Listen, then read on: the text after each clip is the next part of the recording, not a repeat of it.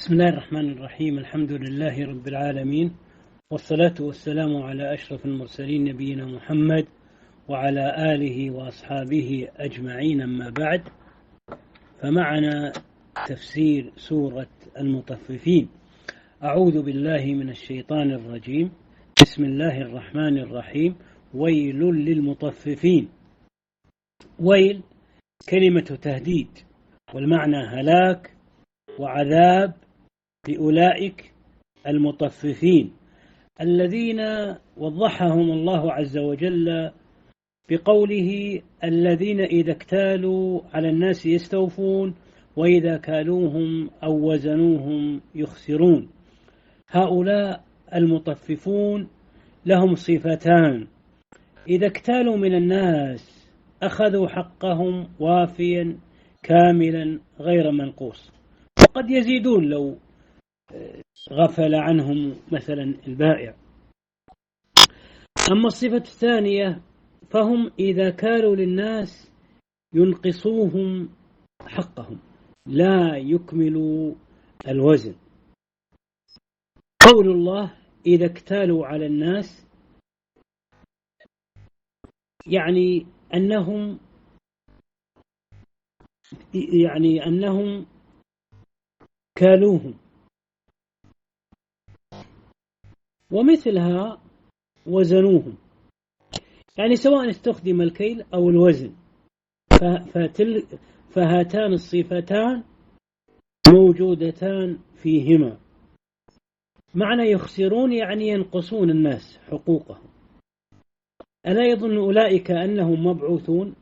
هذا استفهام معناه الإنكار ومعناه التوبيخ، ويظن هنا معناها يتيقن، فالظن هنا معناه اليقين، ليس معناه الترجيح أو الشك، لا. يعني ألا يعتقد هؤلاء المطففون أنهم سيحييهم الله بعد الموت؟ كيف يصنعون هذا الصنيع؟ قال تعالى أنهم مبعوثون ليوم عظيم، يوم الجزاء والحساب.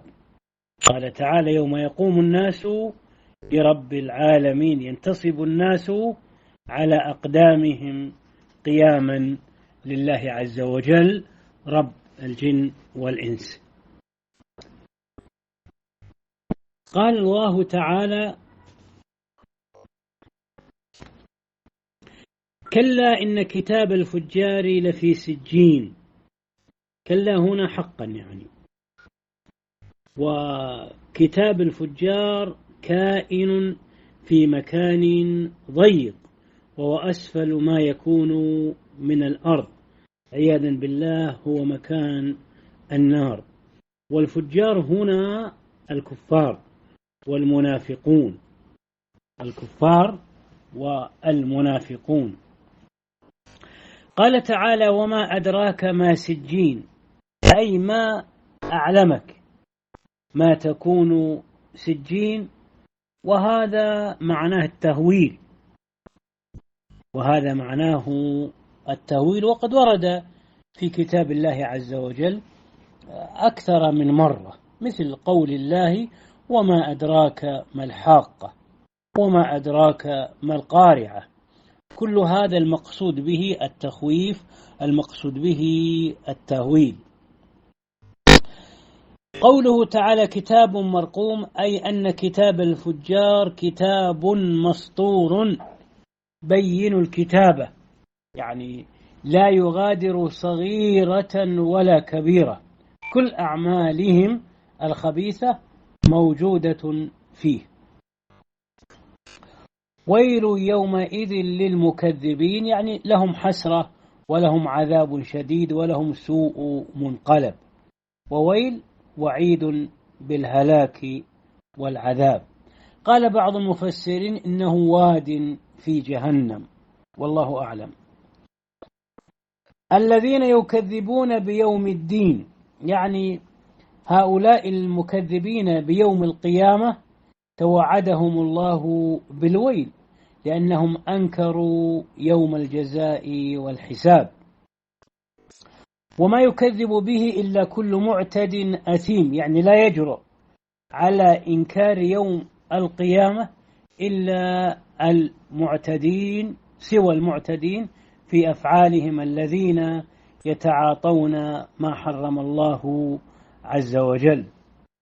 قال تعالى: إذا تتلى عليه آياتنا قال أساطير الأولين، يعني أن هذا المعتدي إذا قرئ عليه شيء من القرآن أنكره وكفر به، وقال تلك حكايات ماضية، وما ذلك إلا بسبب الكبر والغطرسة التي يشعر بها من يقول هذه المقالة.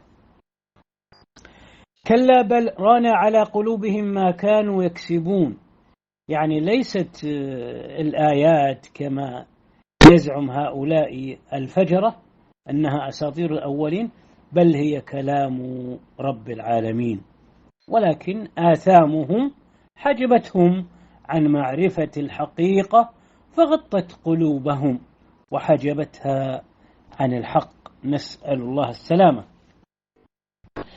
كلا إنهم عن ربهم يومئذ لمحجوبون، حقا إنهم يوم القيامة لا يرون ربهم فهم ممنوعون من ذلك عقوبة لهم، لكن أهل الإيمان لا يحجبون عن الله عز وجل، بل هم يتلذذون ويتنعمون برؤيته جل وعلا.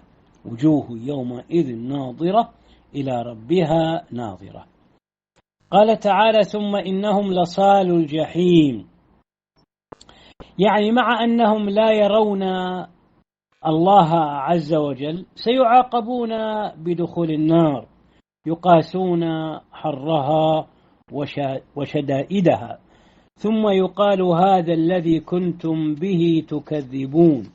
هذا توبيخ وتقريع لهم، يعني هذا العذاب الذي أنتم فيه كنتم تكذبونه في الحياة الدنيا عندما تدعون إلى الإيمان بالله عز وجل والتصديق باليوم الآخر. قال الله تعالى: كلا إن كتاب الأبرار لفي عليين. كلا حقا كتاب الأبرار، هؤلاء كتبت أعمالهم الصالحة في هذا الكتاب، وهم جمع بر، يعني والبر كثير الخير، يعني يحسن عبادة الله ويحسن إلى خلق الله عز وجل، تلكم صفة البر. لفي عليين هنا اللام مؤكدة، اللام هنا للتوكيد، وعليين فوق السماء السابعة في مكان عال أعلى ما يكون، وهذا عكس مكان النار، فإن النار في الأسفل في الضيق والضنك، نسأل الله السلامة. وما أدراك ما عليون، استفهام يراد به التشويق والثناء على هذا المكان العظيم، نسأل الله الكريم من فضله. كتاب مرقوم، يعني أسماء هؤلاء الأبرار مكتوبة وأعمالهم مكتوبة، يشهد هذا الكتاب المقربون من الملائكة. إن الأبرار لفي نعيم، يعني في الجنة، وهم يتنعمون في أبدانهم وفي قلوبهم، على الأرائك ينظرون. الأرائك السرر، وهي محلات بالزينة والزخرفة، هذه هي الأرائك، هذه هي السرر. تعرف في وجوههم نظرة النعيم، يعني الذي ينظر إلى هؤلاء الأبرار يرى وجوههم حسنة والبهاء والجمال يظهر على محياهم. نسأل الله الكريم من فضله، وفي ذلك فليتنافس المتنافسون. هذا والله سبحانه وتعالى أعلم.